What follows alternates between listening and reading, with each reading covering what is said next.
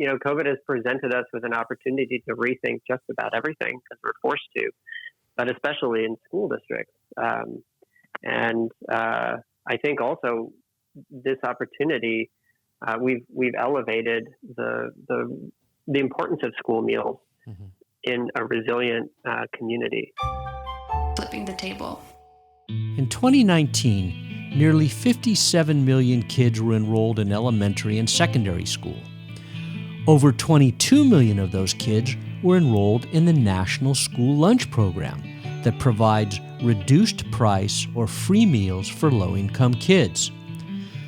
4 very important points jump out from those 2 simple numerical facts. First, nearly half the nation's kids are living in poverty because of terrible labor, industrial, and tax policies that concentrate the wealth more and more each year. Second, those 57 million kids are being educated each day, and the meal could be a compelling time to offer lessons on health and social interaction, if lunch were part of the curriculum or instructional day. Third, these meals are impacting kids' health, particularly for the 22 million on free and reduced plans who depend on these meals for their primary nutritional intake. Finally, these school meals represent a huge market, and if procurement policies were oriented to improve food chain worker lives, public health, and the ecological health of the planet, it could help change the world. This is why school food is a big deal in political debates and among changemakers working on the food system.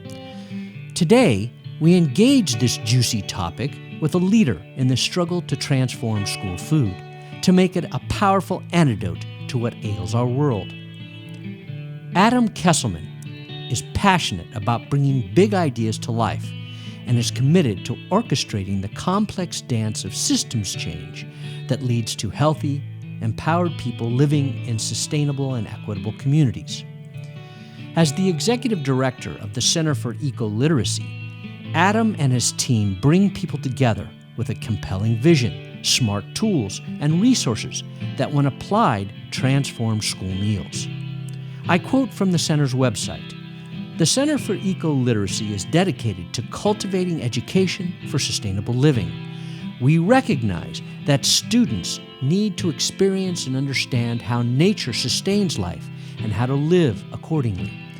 We encourage schools to teach and model sustainable practices. The center leads systems change initiatives, publishes original books and resources, facilitates conferences and professional development, and provides strategic consulting. We work at multiple levels of scale with local, regional, state, and national programs." End quote. So today, my conversation is with Adam Kesselman about his important work. Adam, welcome to Flipping the Table. Hi, Michael. Thanks so much for having me. Yeah. Really excited to be here. Yeah, it's great. I assume you're at home right now in Marin County, staying safe? Staying safe, and thankfully it's cool out. We Yeah. had a heat spell there for a while. Yes, it got really hot. It was really, I mean, it was 110 one day up in Healdsburg. It was crazy. Gosh. Yeah. So anyway, school food. Why school food? Why have you taken your many talents and skills and applied them to school food? Good question. Well, I can speak personally and professionally about that. I've been working on school food since 2005, and it's really founded in the belief that we want to create transformational experiences for students and embed values around healthy eating and really an interest and a curiosity around food. I didn't grow up with that. I discovered it on my own, and it really opened up a world of pleasure and understanding. And so professionally, and with the Center for Ecoliteracy, our mission is to advance the teaching and modeling of sustainable practices in K-12 schools. And obviously, food is tied to the natural world, and it's an experience that students have every single day, multiple times a day. I think, the center has been working on school food issues for the past 25 years. And it's this wonderful opportunity to connect students to the natural world through food, teach them, how the food system works, where their food comes from, how it gets to the table.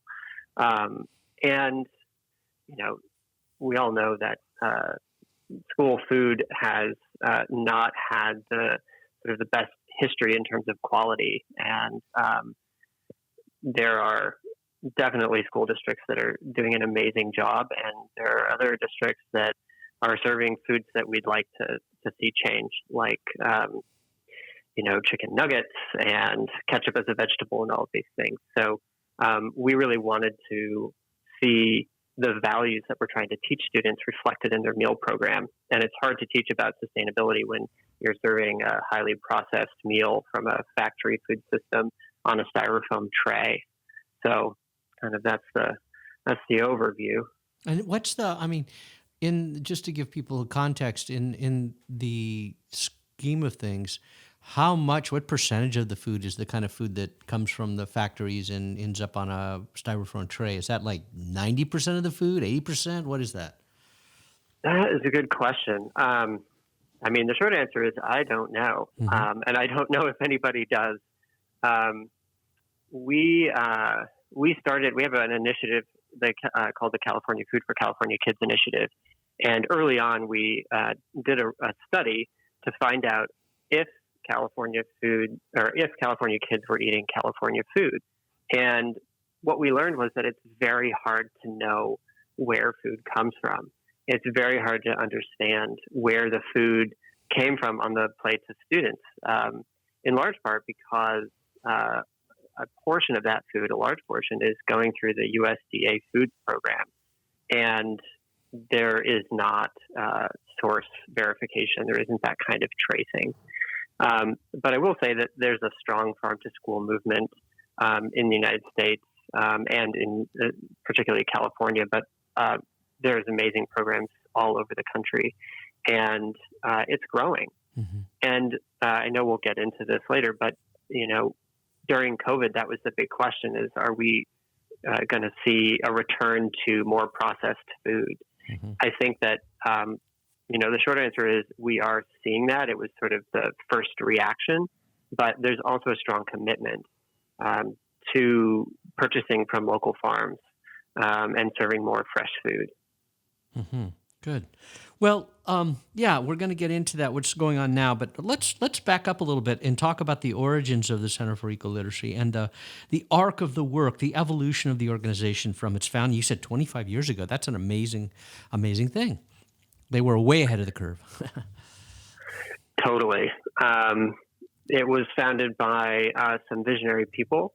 Zenobia Barlow was the executive director until 2019 when I took over as the executive director. So this is our 25th anniversary. Oh, congratulations. We started. Yeah. Thanks. What a year to have an anniversary. Yeah, sort of changes our plans, but it also sort of, it tests, our sort of theories and philosophies about our work. We're a systems thinking organization, and we've really relied on that approach to our work throughout the past 25 years. We started as a funding organization, and notably one of our some early projects, we were one of the early funders of Edible Schoolyard Project and a program called STRAW, which is Students and Teachers Restoring a Watershed. They do restoration projects around the Bay Area with students going out into these areas and doing the restoration projects. They've been around. I think this is it might be their 25th year as well. And we got into school food early on.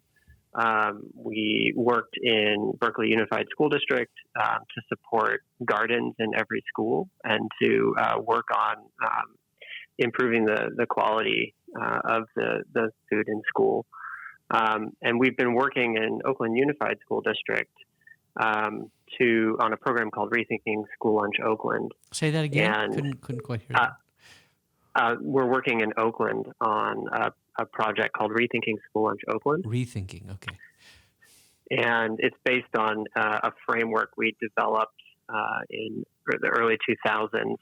It's a way to look at school food systemically. And so did you put a book out around that? There was a book about that. There was a book about that I remember you guys put out. Was that it? Yeah, Rethinking School Lunch. Yeah, that was beautiful. So the project in Oakland is an embodiment of that publication. And one of the exciting things to come out of that was a bond measure funded central kitchen with the addition of an instructional farm, an 1.5 acre farm, and an education center. So it was the embodiment of eating, learning, and growing. And so that's sort of at the heart of our work, is to promote eating, learning, and growing in a school campus, so that students are eating fresh food. They understand where it comes from, and the food that they're growing in their garden, they see that on their plate. So it sounds like there was, Alice Waters, obviously the Edible Schoolyard, was one of the first people to talk about this. So you guys were early supporters of her work, and was Ecolitercy and Zenobia and Alice and Peter Buckley and other people in dialogue around all this? Is that how it emerged? Yeah, I definitely they were. And the center was deeply engaged in the work in Berkeley Unified School District. Of course, the Edible Schoolyard is at King Middle School. And so there was a lot of collaboration there during that time. That was the late 90s, early 2000s. But then you guys started to evolve and do other things. Is that right? Or broaden it, I guess would be the way to say it? Yeah, I think, where we are now, we have this initiative, California Food for California Kids, and we really wanted to see how we could support a community of school districts that was committed to shifting their school food, the quality of their food, where the food's coming from, and integrating education, food literacy and food education into the school community. So, sort of relying on those principles of ecology, the power of networks and the power of a community to foster resilience. That's sort of, we're trying to expand the lessons learned in our early work, including with the Edible Schoolyard, which is, it's really this aspirational garden that's a model for so many school gardens and programs throughout the country and the world, really.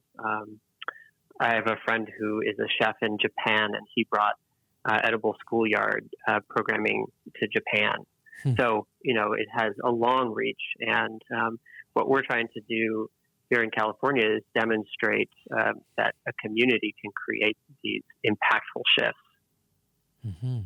So describe California Food for California Kids. Well, what goes on? What does that mean on a campus, specifically on a daily basis or a weekly basis? Well, I'll start with a day. So in Oakland, in 2012, we started a program called California Thursdays. And it was based on this question: how do we create shifts in a school meal program that's serving over 6 million meals a year? At the time, there was a lot of pressure for school districts to improve the quality of their food, and the food service directors were didn't know where to start. It's sort of overwhelming when you think about the complex procurement requirements and creating shifts in antiquated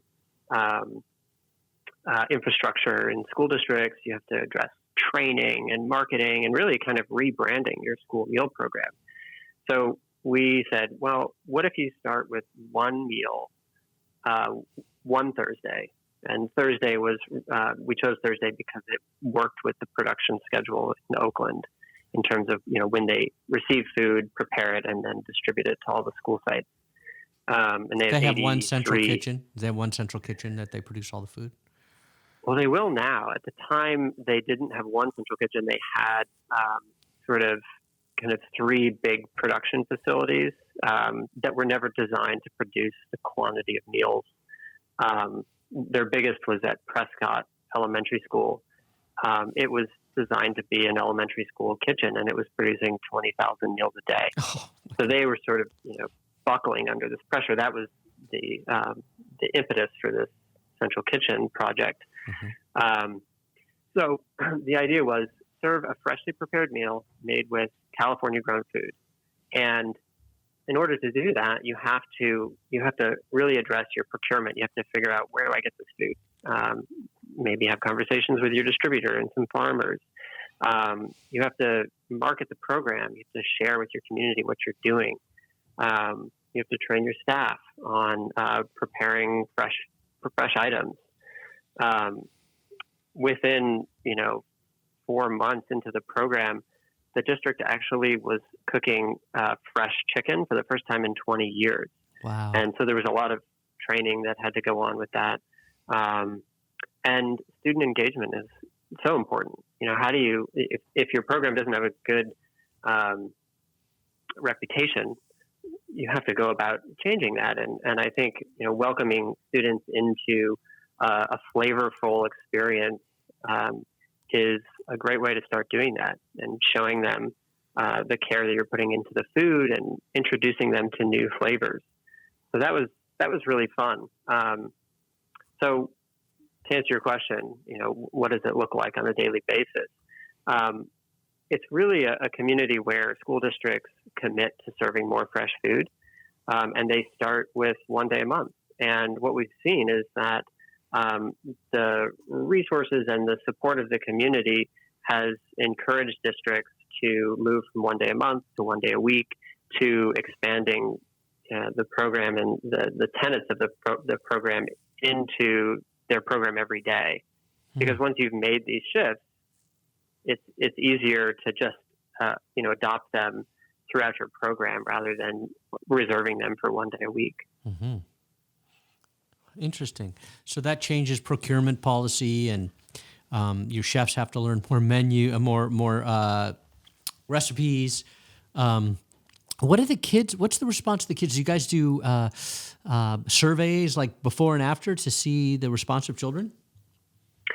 I'll say we're getting better at that. Data is really it's a hard thing with public school districts, especially with kids. However, we have some projects, and Oakland right now we're in the midst of a big student engagement campaign, albeit remote, unfortunately. But in Oakland, through that process, we did tons of taste testing, and we got really great feedback. We got great feedback from the students, great feedback from the parents, and certain districts throughout the state they have varying levels of engagement and capacity. But we've seen really positive responses by students throughout California, districts that are participating in the program. And how many districts are participating in the program now? Currently, our network consists of 89 districts in California, but they're some of the larger districts. So those 89 districts serve 30% of the meals that are served in California. Wow. 30%? So that's 30%, which is 334 million meals. We serve about 1 billion meals a year in California. Wow, that's incredible. So that has a market impact, obviously. I mean, if they're all serving chicken, at least once a month, that's a lot of chickens. That's a lot of chicken. And I'm glad you brought up chicken. One of the early partners in this program was Mary's Chicken. Mm-hmm. And a number of school districts started purchasing from Mary's Chicken. and it really created a market in the school districts for a good quality antibiotic-free chicken, and it spread like wildfire.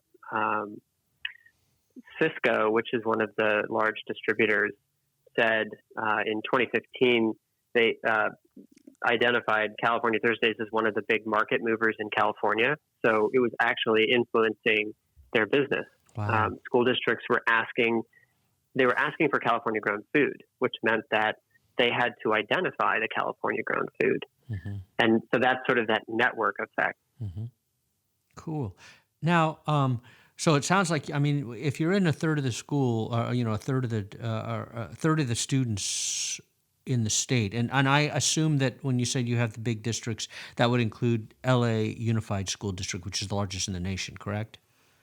Correct. Yeah. Wow. So that's a powerful lever right there.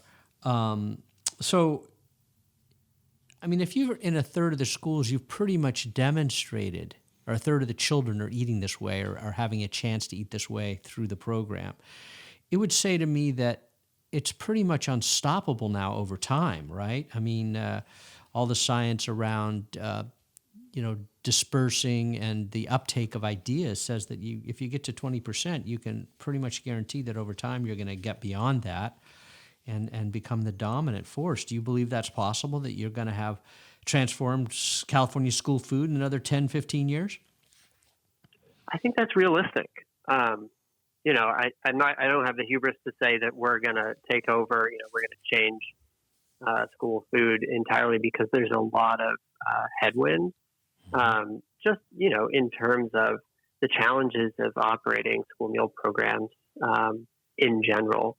And especially now with COVID, I mean, there are a lot of challenges arising, as we all know. But, it's really been encouraging to see what we can demonstrate with a program like California Food for California Kids. This past couple years, we got more into advocacy and policy. And, we can talk a little bit more about that. But one great thing happened this year. The legislature funded the Office of Farm to Fork at the California Department of Food and Ag with $10 million to support a farm to school grant program. That's and fantastic. For context, yeah. For context, the federal farm to school program, the grant program, for years had been capped at $5 million for the whole country. Recently, they've been funding it at $12 million, I believe, the last 2 years. But that's still for the whole country, and we have the program will be funded with around $8.5 million for California.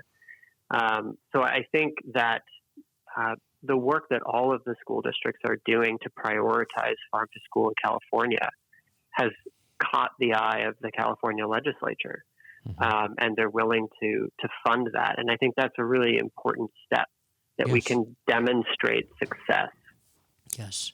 Yeah, that's fabulous. And again, California leads in this way. I mean, California put up a lot of money for nutrition incentives after the federal program started, and basically made it, basically doubled what the state can do. And it sounds like you're more than doubling what the state can do now with in the money for school food. But I think explain to our listeners what the Farm to School program does.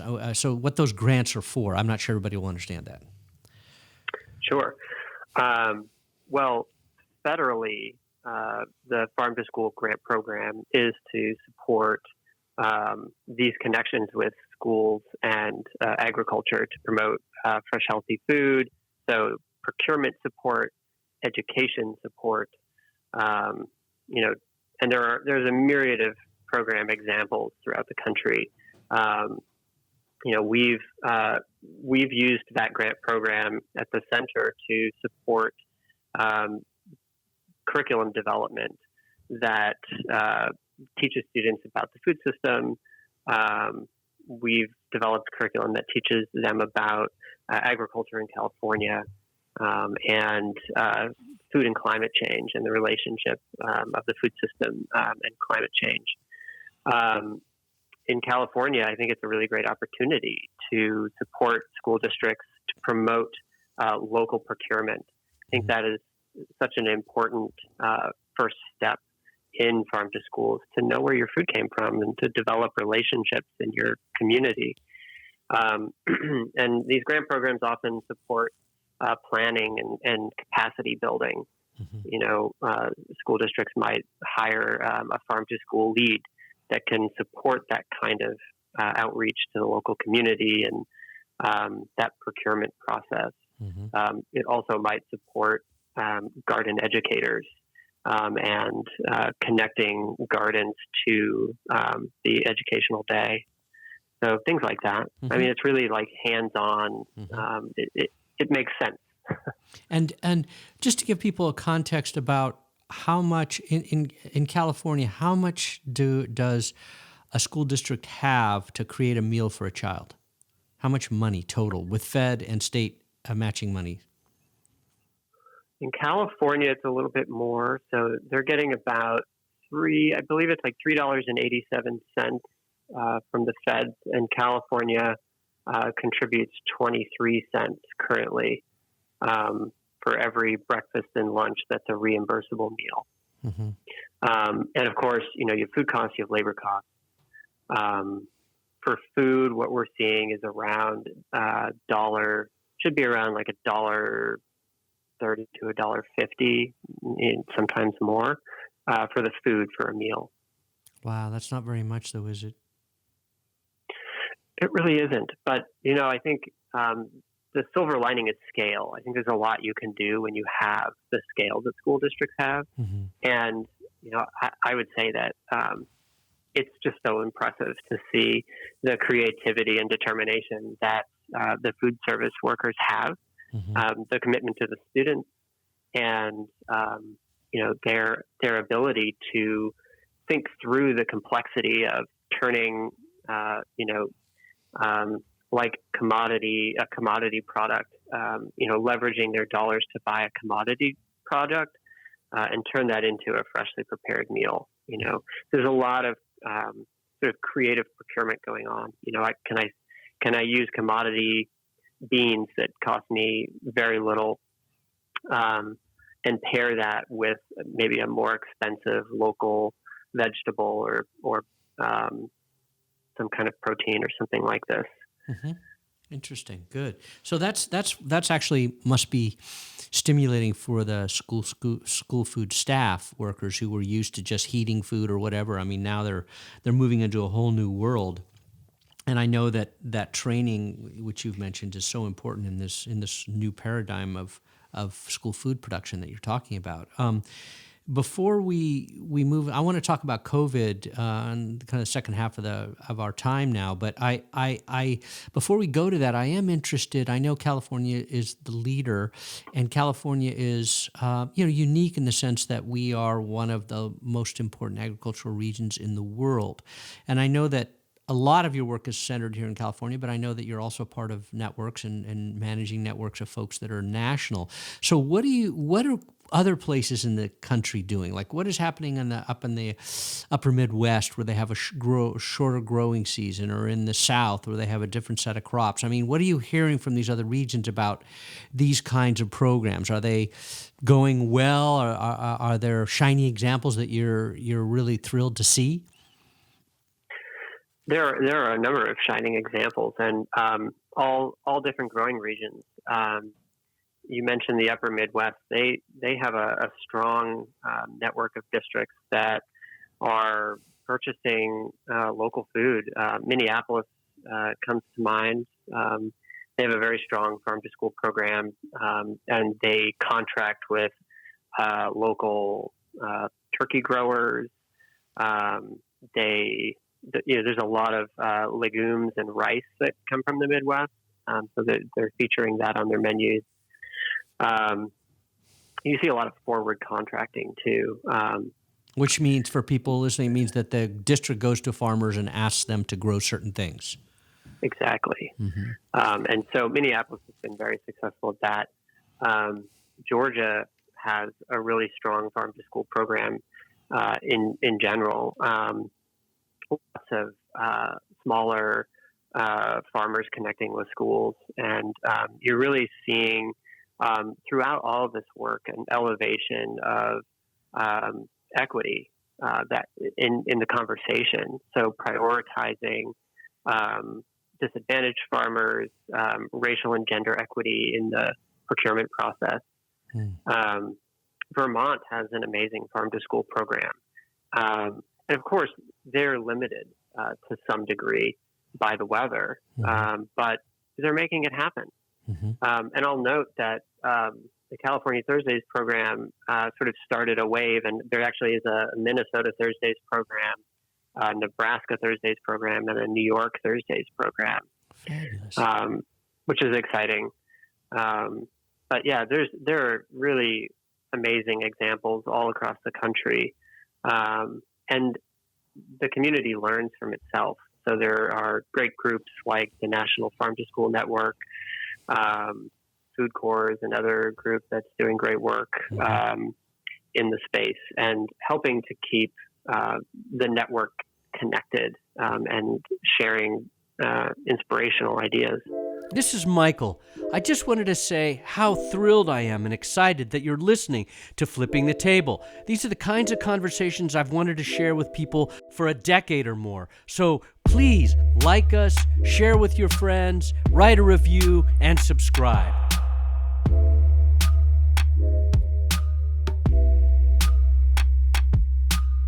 Again, I want to get to COVID, but I have one other question that you made me think about.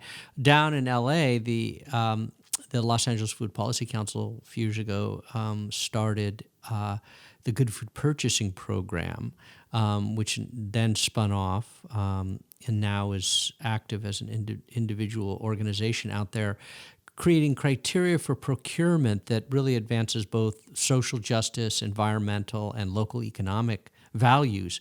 And so I just wondered if is there a connection between what you're doing and what Center for Good Food Purchasing is doing?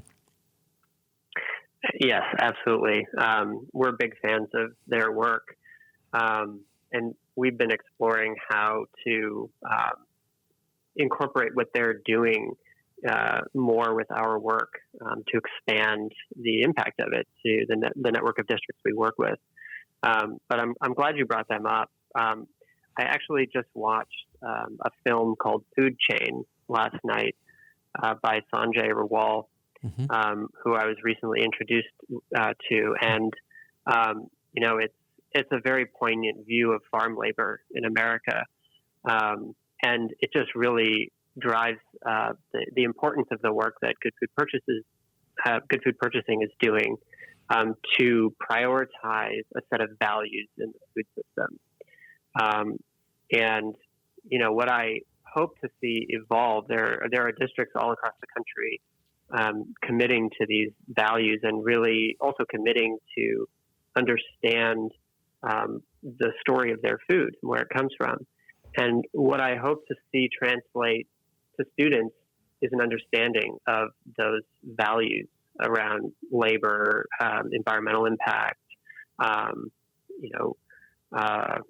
forget what the other ones are off the top of my head, but local economy and health. Yeah.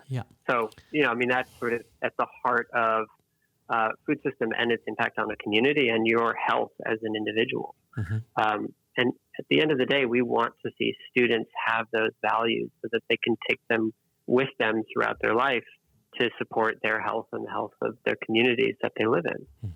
Yeah. Well, I'm glad to hear that you guys are in dialogue. I hope to do a podcast with them sometime in the future because it's another exciting program and cutting edge like Center for Ecolitercy has done.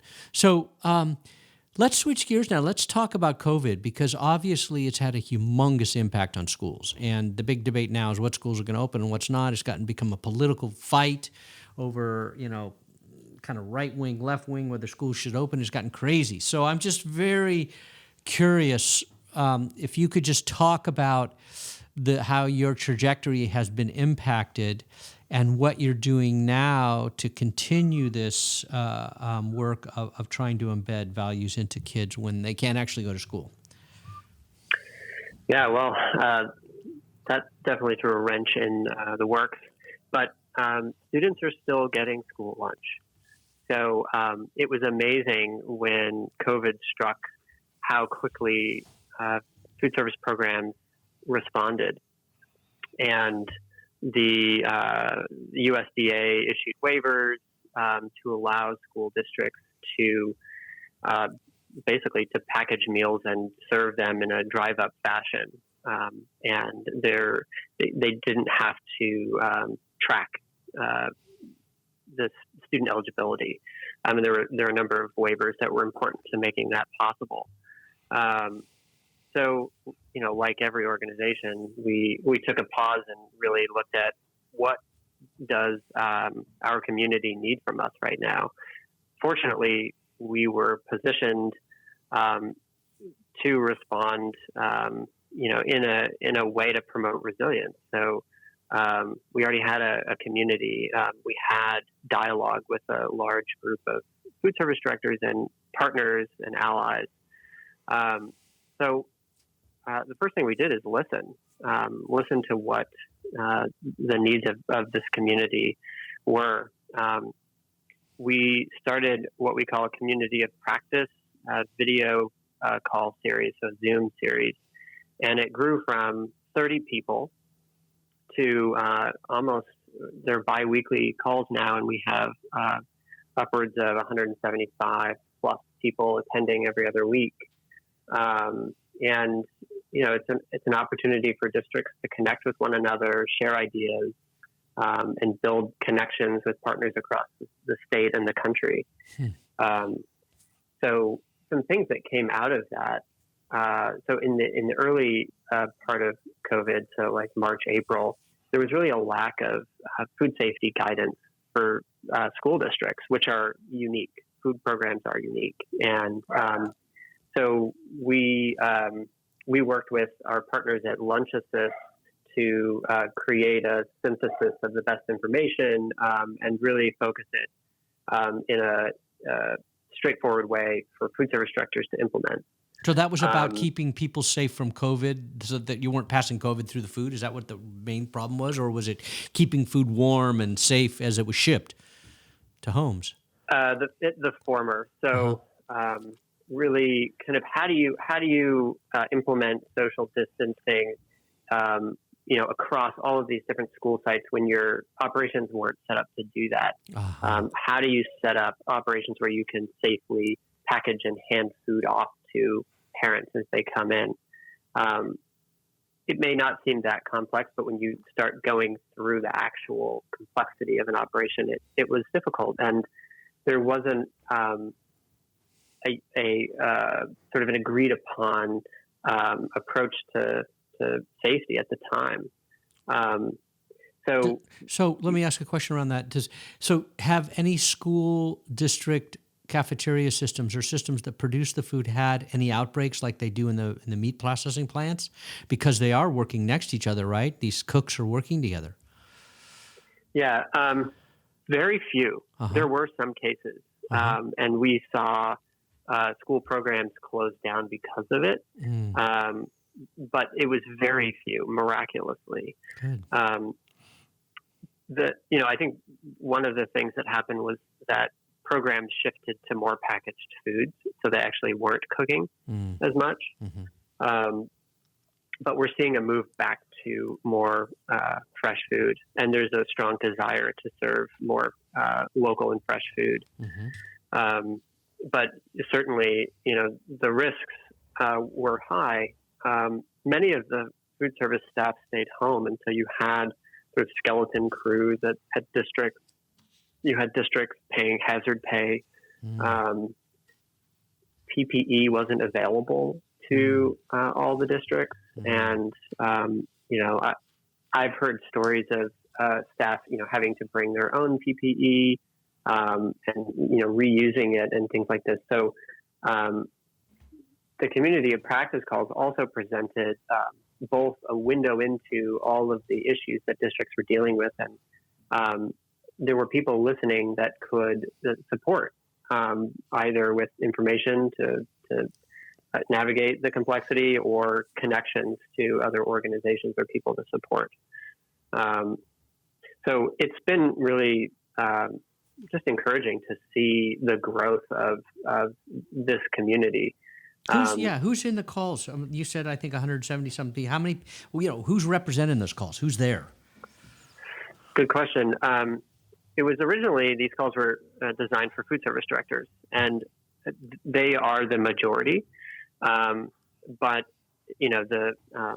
the breadth of participants is growing. We've got state departments of education. I think we had 10 state departments of education on our last call. Wow. We have community partners like Food Corps, the food banks,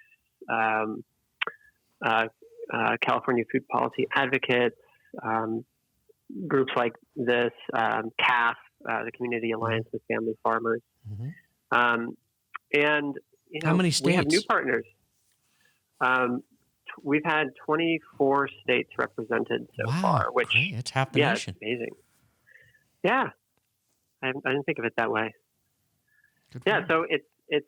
I just love that people are learning from each other, and one of the silver linings of COVID was that people started to connect digitally more freely, and so there's actually, I find there's this incredible sharing of information happening right now. Mm-hmm. Good. Well, it's so interesting. It's like you said, the silver lining, the cohesion that, despite the fact that the country seems so polarized, there is cohesion developing around certain things. Like this is a good example. There's cohesion developing. People are knitting relationship and understanding and sharing information. So what is an agenda like? I mean, how do you do that? How do you, do you guys set the agenda? How does that work? So we collaborate on these with Lunch Assist, who I mentioned. Mm-hmm. They're a consultancy. It was actually founded by a food service director that we used to work with through the California Kids Initiative. And let's see, the agendas have evolved. We recently had a panel to talk about farm to school and what does farm to school look like in the future? How will we be addressing fresh food, for example? Let's see, I'm actually looking through some of our past calls. Mm-hmm. I think policy has been an area in advocacy that we've focused on, especially, prior to California passing its budget. Mm-hmm. So we were able to share what we knew with the participants about what was happening in Sacramento. We've also opened up the platform for groups like the Center for Science in the Public Interest to share about their advocacy work at the national level. And, I think the national advocacy work is very relevant because the National School Lunch Program is, funded federally. So there's certain things that you can do at the state level. And, we were able to bring in additional state funding in the budget to support school districts' COVID response. But at the national level, advocacy is so important because the waivers and the rules around what school food will look like in the future, it's all happening at the national level. Mm-hmm. So we try to inform the participants about, what's the latest that's happening, and open it up for people to share. Maybe they've got the latest information based on their advocacy work. Mm-hmm. Well, it's an interesting. We're about out of time, but I am interested in what you think. Like when you think about the next 10 years, what are the 1, 2, or 3 large milestones that you'd like to see achieved that would help you fulfill your mission of transforming school meals? I mean, what are the 2 or 3 big things that need to change in the next 10 years that you're focused on? I think making school food part of the educational day would be huge. And there's sort of 2 points nested in that. One, there's a discussion right now happening about universal free meals in the United States. It's just so counterproductive that school meal programs they're part of a school community, but they have a separate budget and separate rules. And there's so much administration tied to these programs that you basically are, wasting resources with the administration of these programs. So I would love to see a shift away from the current model and move towards universal free meals, so that it is just part of what a student experiences, that everybody has that equal experience of the food. And it gets rid of stigma. And between those kids who are getting reduced in free meals versus those who are paying for them. Yeah, absolutely. Yeah. I think that could change the experience a lot. And then, part and parcel with that is connecting the meal programs to the educational day. There are so many rich opportunities to connect what students are learning in the classroom and what they have on their plate at lunch. And if we could sort of rethink how school food is scheduled into the day, how it's prioritized, moving away from rushing through a line, in a 20-minute period to get your food and not having any time to eat it or reflect on it. If adults had that experience, I don't think they'd like it very much. No, we'd getting rushed through your day. We'd riot, yeah. Yeah, exactly. So I think those are the 2 points. And, COVID has presented us with an opportunity to rethink just about everything because we're forced to, but especially in school districts. And I think also this opportunity, we've elevated the importance of school meals in a resilient community that, students now more than ever are relying on them. And so it demonstrates that they're important, and I hope we can rethink how they're nested into what we think about as education.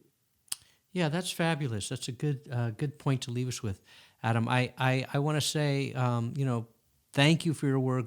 Appreciate what you're doing, and people should feel free to go to the Ecoliteracy website. It's ecoliteracy.org, is it not? It is. And you can make a donation to support their work because you are a nonprofit organization dependent upon grants and donations, contributions from people. And we wish you all the luck in the world and are really happy to hear about this new network that's emerged during COVID where people can share information and build cohesion for a better future for school food. So thank you. Thanks a lot, Michael. It's been a real pleasure, and I appreciate you having me on your show.